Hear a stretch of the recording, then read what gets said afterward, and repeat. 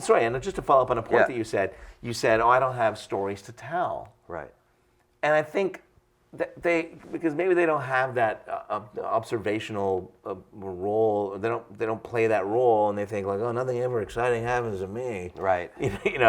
And which I get that, but it doesn't mean you have to just tell your stories. It doesn't always have to be about. I think it's a more effective story when it's about you. Yeah.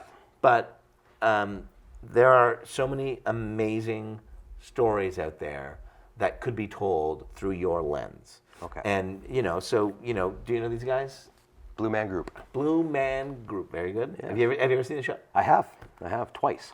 You looking at your head. I could be. You could be I a could blue be. man. Well, I like to support them in case this doesn't work out, this whole webinar thing, so I can do something later. The blue man Yes. show.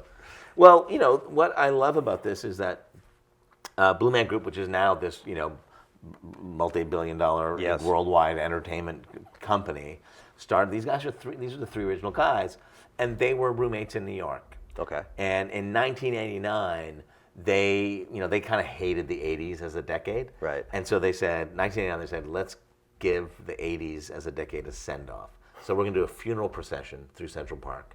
Okay. Carrying artifacts of the 80s, like leg warmers or whatever. Yeah. And they said, we don't want people to think it's about us, so we're just going to paint ourselves in these blue men. Right. And we're not going to talk.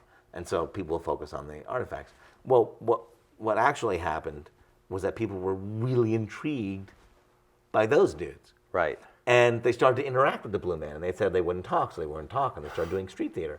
And then they went out on the street and they're like, wow, they really seem to enjoy that. Yeah. Let's just see what we do with it. Let's go out and do street theater as these blue men. Yeah. And then that got better. And then they started doing tricks. And then they started, they're like, let's book a night at the theater and invite our friends.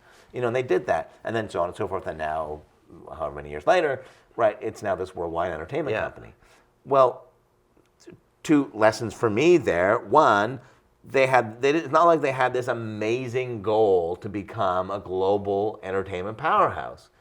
They just wanted to do something interesting. Right. That's it. And they let it grow and develop from there. The second part that's more pertinent to this conversation is not my story. No. I'm not one of the blue men. I did some research. I wrote about them in my book. But, I can tell that story. I can tell their story. And I'm not ripping somebody off. Right? I'm not ripping them off. I'm not telling a story that happened to you, to Matt. No. This is a case study. It's just like reading it in Harvard Business Review.